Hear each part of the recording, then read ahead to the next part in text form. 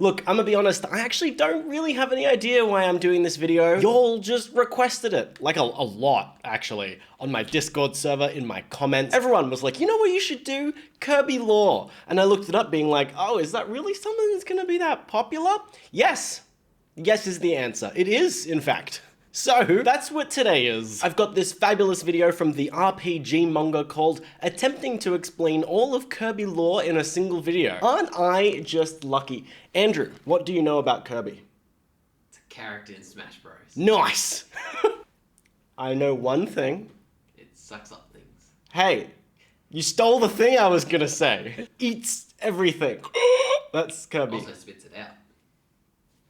Anyway, I know nothing other than actually that one god-awful meme of like Kirby but with feet. Have you seen this? Oh, Andrew.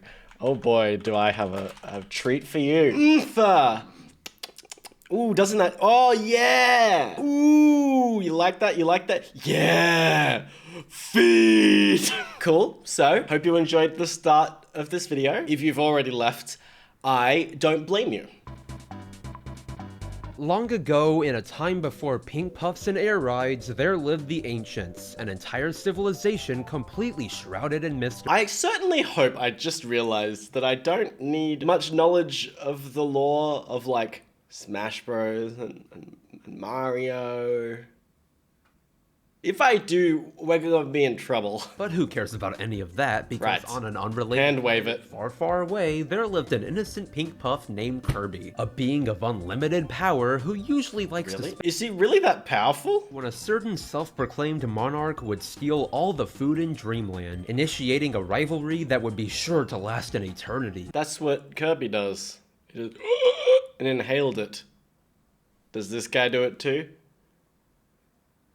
I wish I knew. He's a penguin. As while King Dedede would be the first Dedede? antagonist in the Kirby timeline, he'd soon transition into less of an actual villain. This is how little I know. I need to check. I haven't just accidentally stumbled on another like joke fake lore video, right? Because there's a guy called King Dedede. Is that a character? It's just weird enough for me to think it might be fake. King Dedede and Queen Fififi had a son. Shh. Let's continue. What's wrong with shh? Since whether it be Dedede trying to prevent Kirby from he releasing seems- an actual that's nightmare terrifying. demon, or just being possessed by an otherworldly force, Sorry, did he say trying to stop Kirby from... trying to prevent Kirby from releasing an actual nightmare demon. Why was Kirby trying to release a nightmare demon? Though speaking of possession, that brings us to our first real piece of Kirby lore, Okay. Dark Matter. First revealing Cool. itself in Terrifying. Kirby's Dream Land 2, Dark Matter is an amorphous dark entity, more often than not taking the form of a black sphere with an eye in the center. Just say it right now.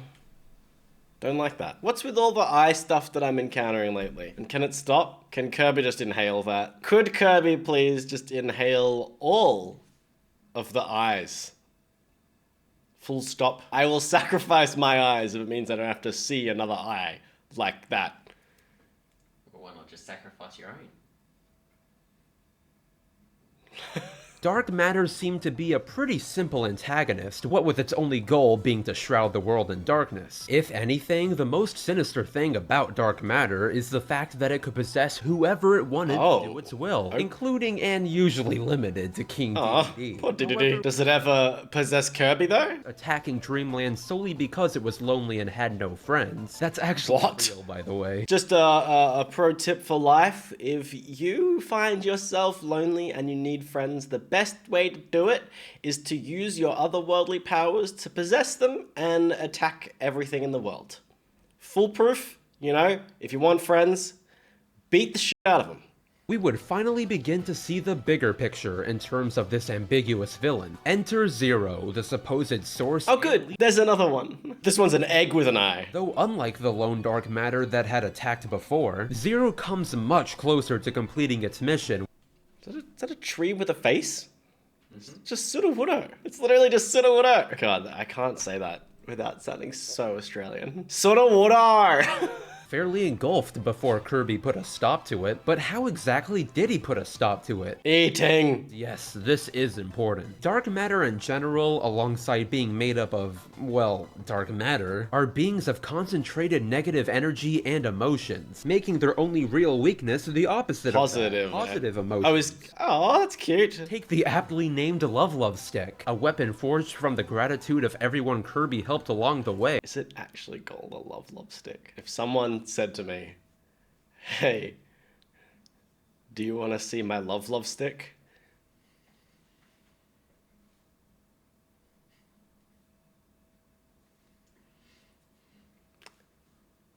No. Thanks, though. Not all dark matter are necessarily evil. So is Kirby just like pure, unadulterated positive emotion? Next up, after Zero was seemingly brutally annihilated God, on his Popstar, eye got ripped out. What the attack of What is this body horror in the Mario Galaxy world, universe, lore, history?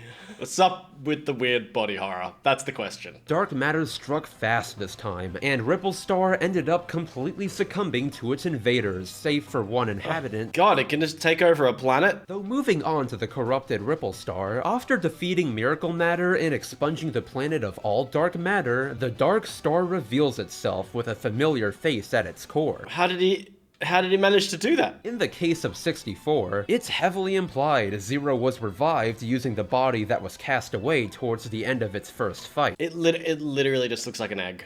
I can't get past it, I'm sorry. Also, my god, we are breezing through this. Coming in with no general knowledge is difficult, but I am following. What I want to know is that he said that dark matter was cast away from Ripple Star, I think was the name, which is apparently like an Earth surrogate in the game. But they really glossed over the how. It has like, and somehow Palpatine returned energy.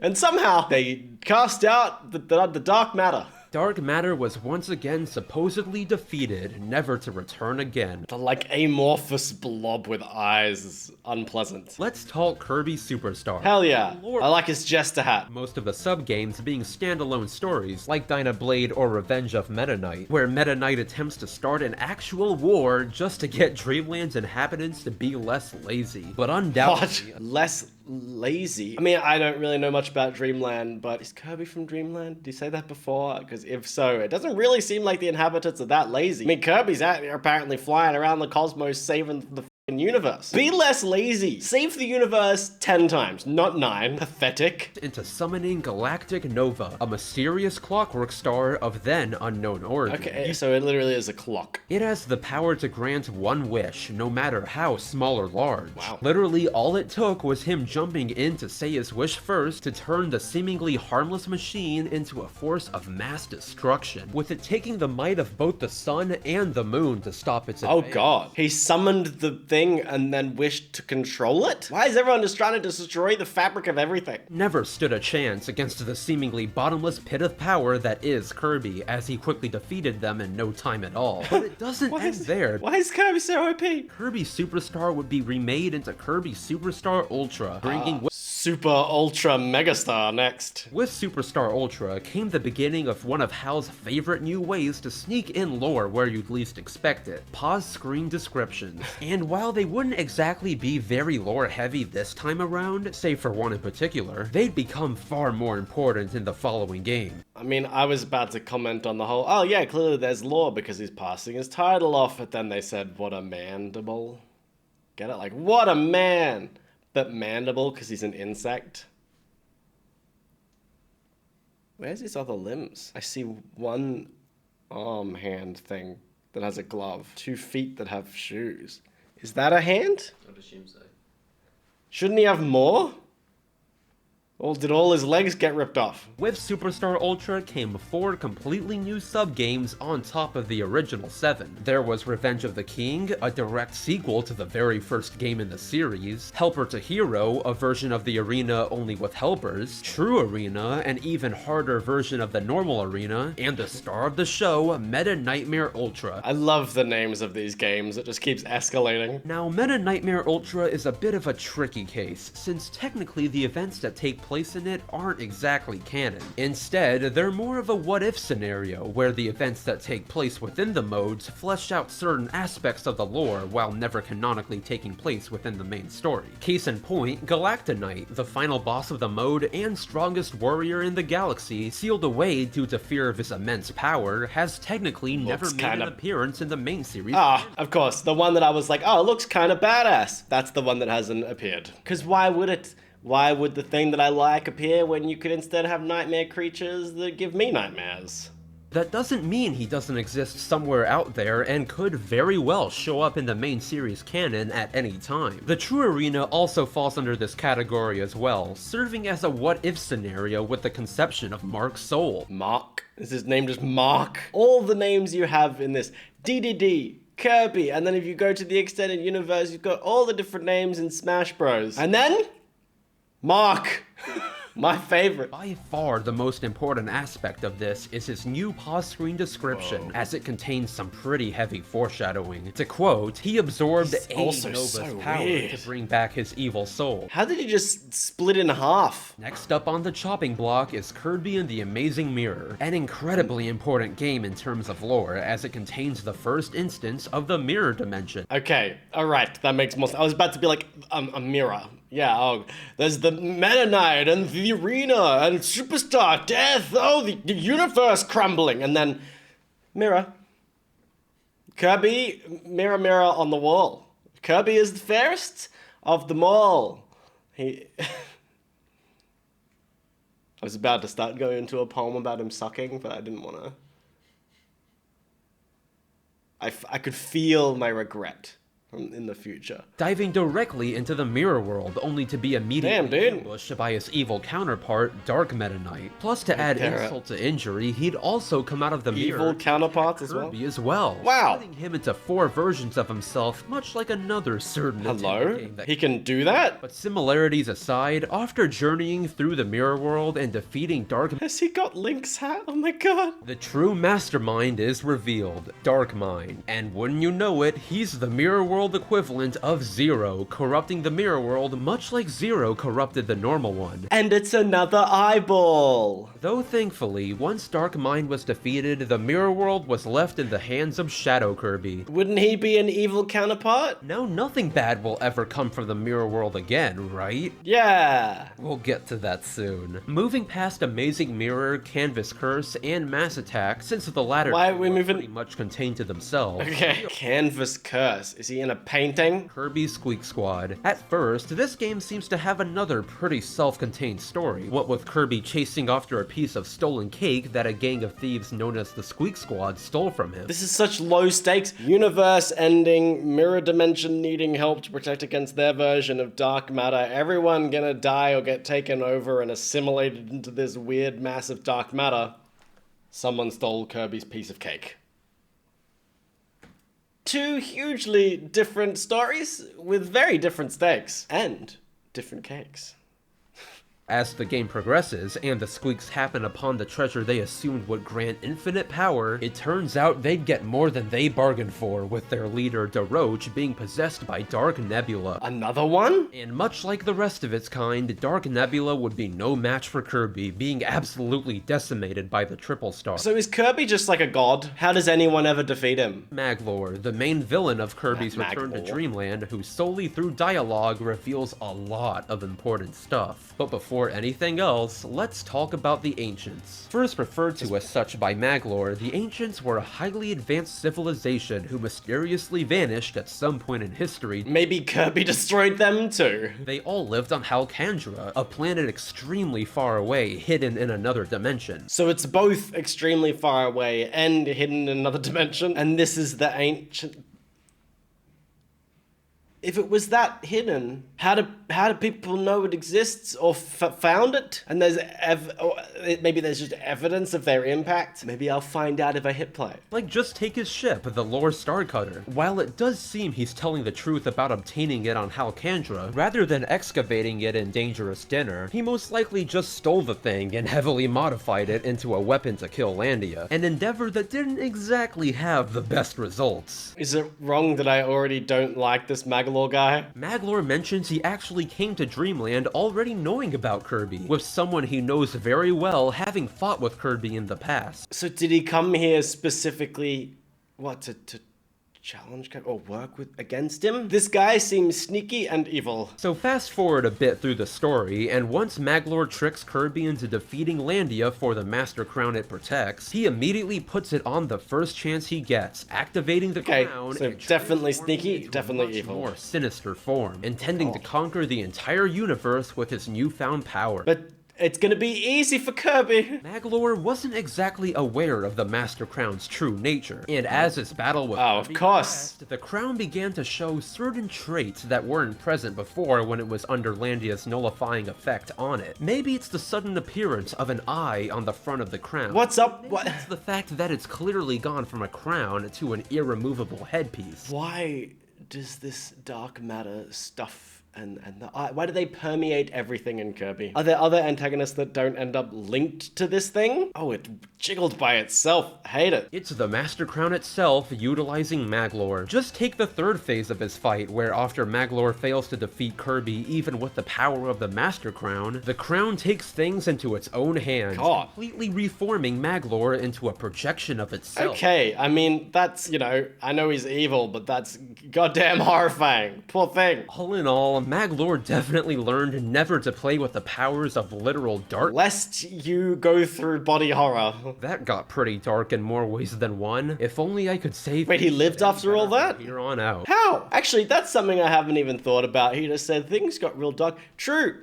Kirby looks so cute and fun and cuddly, even if he might, you know, kill me. But my lord, this video has already been so dark and intense. I don't think I would have ever seen it coming. The scenic heights of Floralía, a group of 6 floating islands that Kirby finds himself in after his house was swept up by the Dreamstalk. King Dedede was also swept up, with a spider-like mage named Tyranza mistaking him for the hero of Dreamland and kidnapping him as a result. You see, while Floralía seems peaceful, it's actually ruled by a tyrannical queen. Of course it is. Everyone's evil and mean. But she's also controlled by dark matter. There's clearly something off, especially considering the queen would go as far as to physically fuse with the Dreamstalk solely in an attempt to preserve her beauty for all eternity. Triple Deluxe brings Dedede to her, another what-if scenario where the mode shows what would happen if King Dedede climbed the Dreamstalk instead of Kirby. Now, I don't know, I'm kind of rooting for Dedede. I don't know if it's just me. After defeating Queen Sectonia, out of seemingly nowhere, the Dimension Mirror from Amazing Mirror appears, forcing Dedede to fight the real-world version of himself, Shadow Dedede. And that's not all either, because after defeating Shadow Dedede, the king actually enters the mirror itself to reveal an even edgier Dark Meta Knight.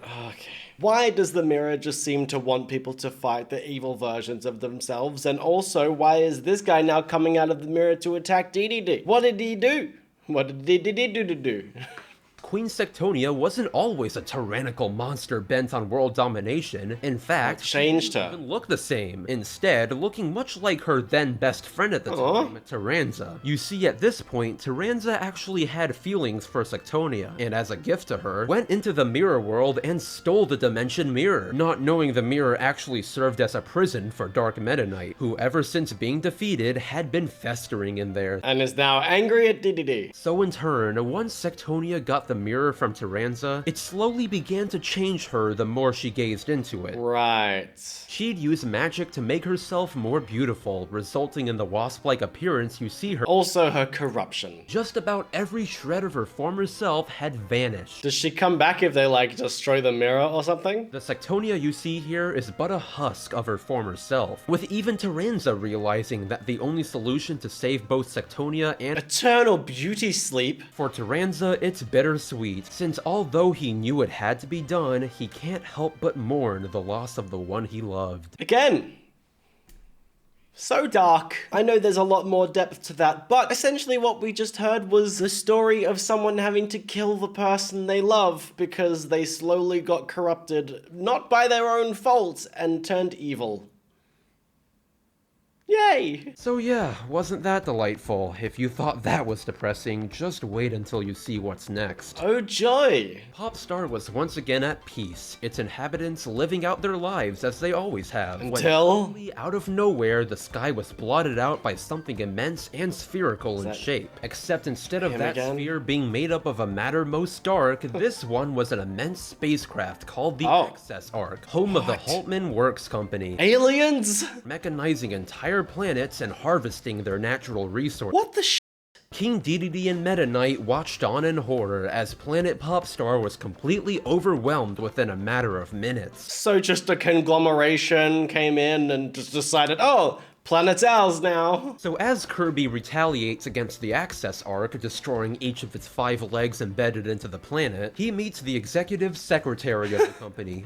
Of course, why not? She does mention a certain mother computer that will become extremely important in a bit, because... Is it an even bigger one? President Haltman, the supposed mastermind What is behind this plot? It's so weird. After smugly introducing himself to Kirby, he reveals Stardream, an extremely powerful supercomputer built using the blueprints and knowledge left behind by an advanced civilization. Ring any bells? Right, the ancients. So this guy is literally just going around and I don't even know what he's doing to the planets. It's absorbing them of stuff just because he's like super rich and powerful and has technology from the ancients. Why so evil, fam? Haltman decides to activate Stardream. Susie jumps in and takes his control helmet off in the process, leaving him vulnerable to be analyzed and assimilated into the now sentient computer. Is he gonna become part of the computer? Long before the events of the main story, the Haltman Works Company was simply a robotics company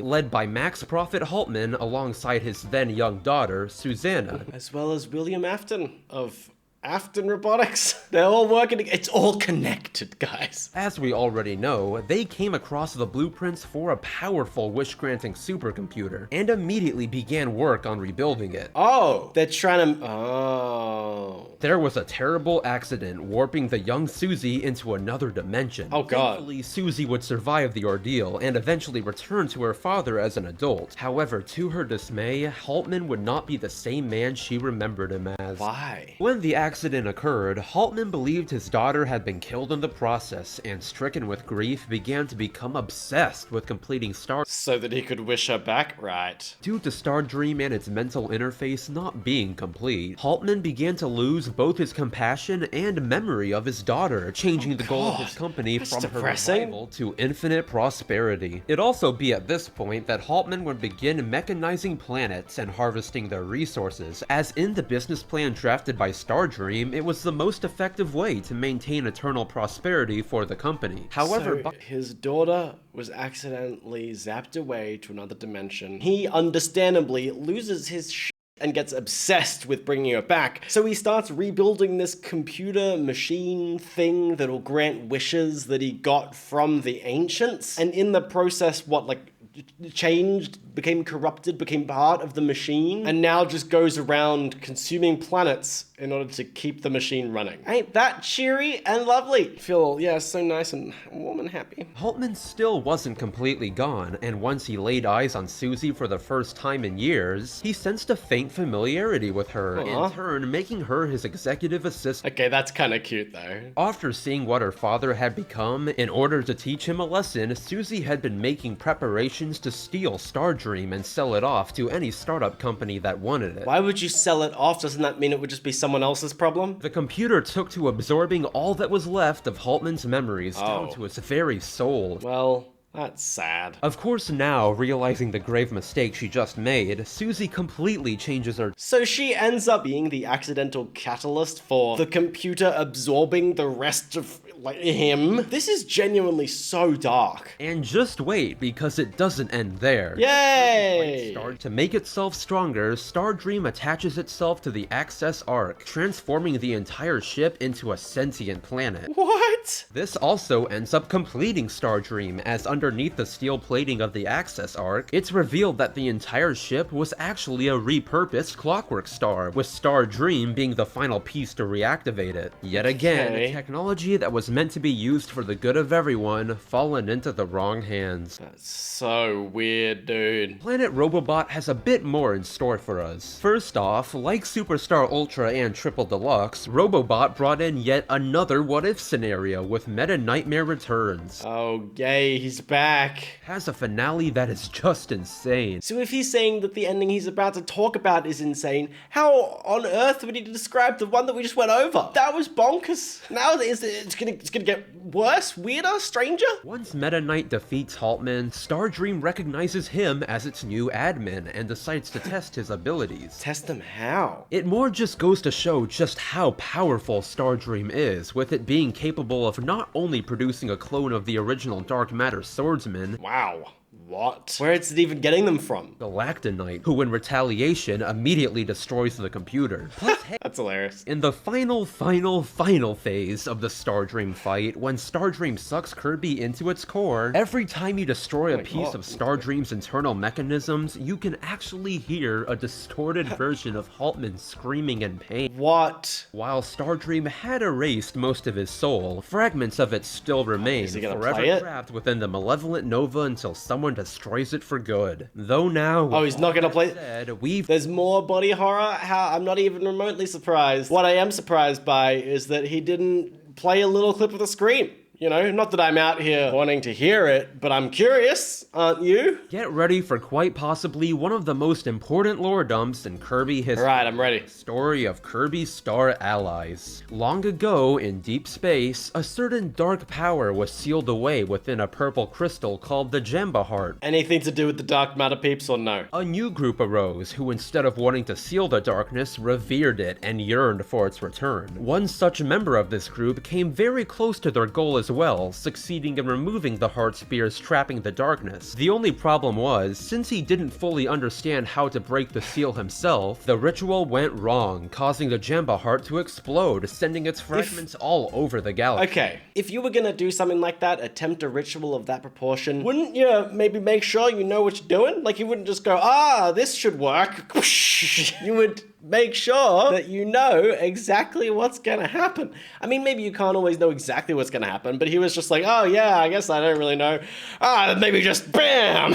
Seems ill-advised, don't know if it's just me. So in turn, with the entire galaxy once again being at stake, Kirby set out to take action, and this time he wasn't alone. You see, in terms of Kirby games, Star alongside? Allies has Oh. honestly become The allies. War Ah. series, with friends and foes from past games all coming together to help Kirby that's so save the cute. cosmos. Not that he needs it apparently, because Kirby's just like a god. For Susie, following in her late father's footsteps, she's begun to rebuild his company, determined to continue his work of mechanizing that the a- entire planet. Wow, So, okay, hold on. with the- She wants to keep mechanizing the planets?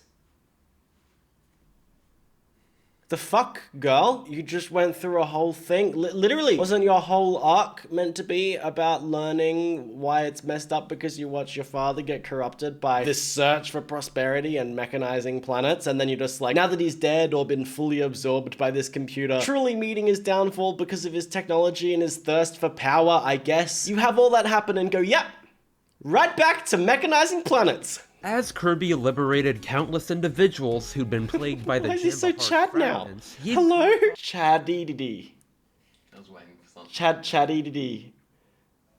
Daddy-dee-dee-dee. There you go. Daddy-dee, daddy-dee-dee-dee. Daddy-dee-dee-dee-dee. Daddy-dee, dee-dee-dee. That's the one. housing three mage sisters intent on collecting the Jamba Heart's fragments. And while Kirby would end up thwarting their plans by defeating all three of them, it wouldn't slow down their master one bit, as once Kirby got to the Jambandra base, home to the three mage sisters and Hey, there's an eye thing again. pretty obvious what kind of being was sealed away within the Jamba Heart. Though by far, aside from the absolutely massive amount of lore hidden in pause screens throughout the game, much like Haltman before him. I have no idea what kind of being it's gonna be. I swear to God, it's gonna be another weird, freaky eye thing. So for the sake of you all, and so we don't jump around too much... Why is he moving like that? That's terrifying. The ancients were actually split into two factions. Right. Those who relied on science and machines, and those who relied on magic, with the latter also dabbling with dark matter. Of course, why not? With the magical ancients even being the ones to stop a galactic crisis that threatened everything, which while not confirmed, is heavily implied to be Galactonite. Plus this is also supported by the fact that he comes out of a portal Highness made in the what if mode of Star Allies. So this dude's just been lurking around causing evil? And it's not like the magical ancients were even remotely evil either. Just take Highness. Long before his clan was betrayed and banished, he was actually a very kind individual. Oh, okay. I was like,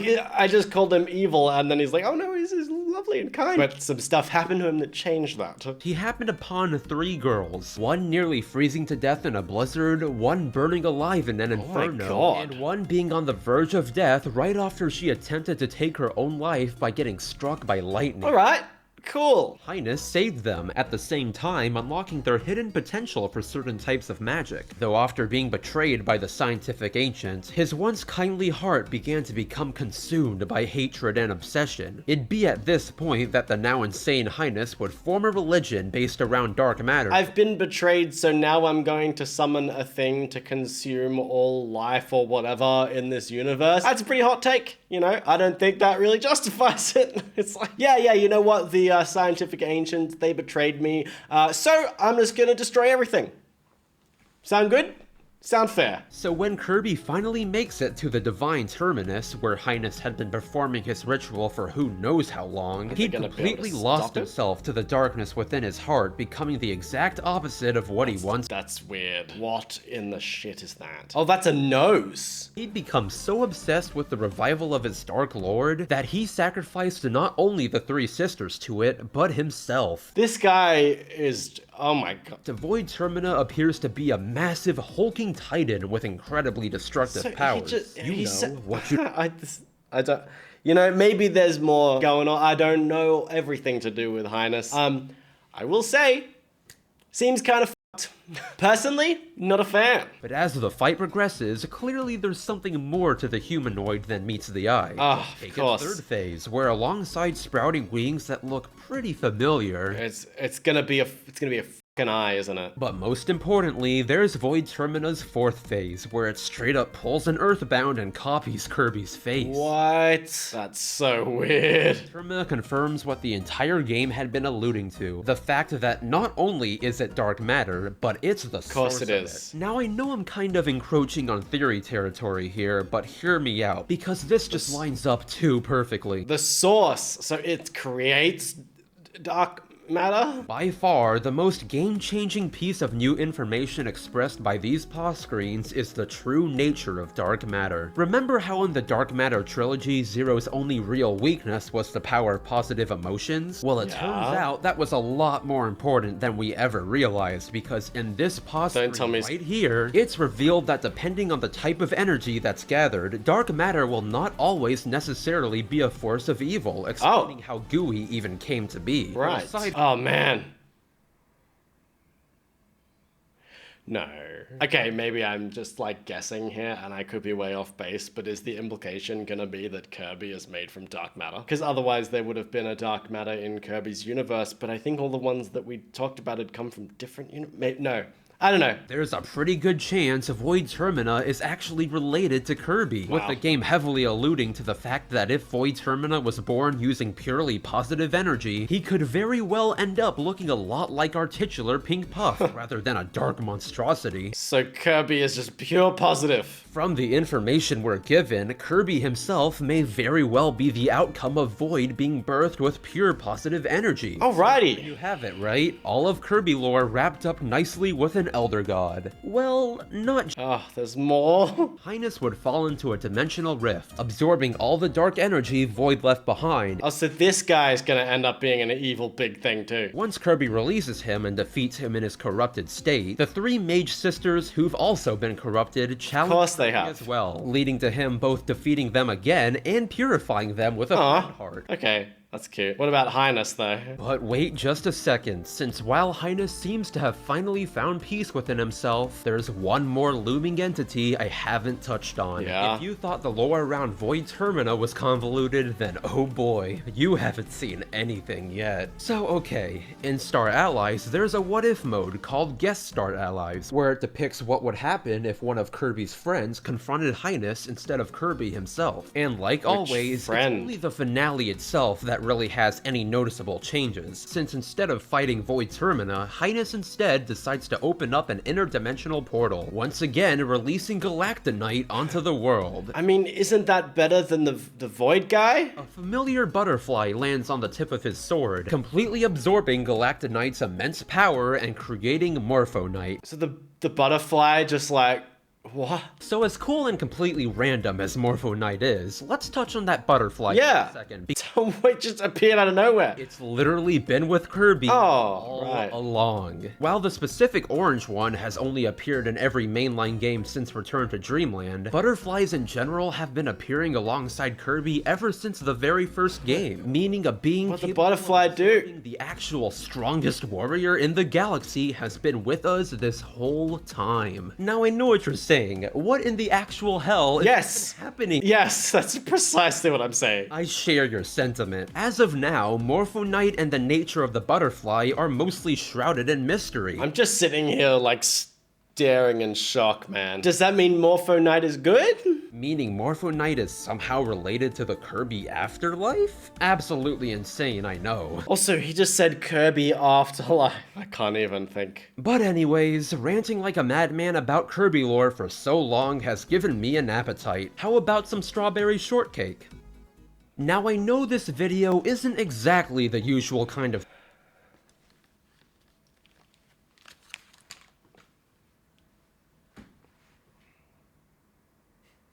So that was a lot. Andrew, it ended with the implication of an afterlife in the Kirby universe.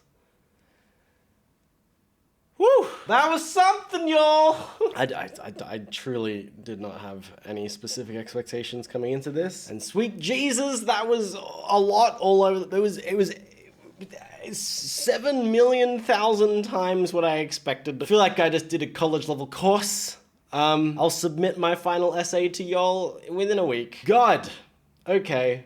So, to summarize, Kirby lore? Fucked. There's apparently also an afterlife, and, you know, dead dads and dead significant others or crushes everywhere. All the time. And apparently a butterfly can just absorb Galactonite. So that's cool. Yep, I'm gonna take a little bit to just absorb all of that, let it sit in my brain, and, you know, if there's more lore you want me to explore, let me know. Anyway, thank you so much for watching. I hope you enjoyed the video. I really appreciate you being here, and I'll see you next time.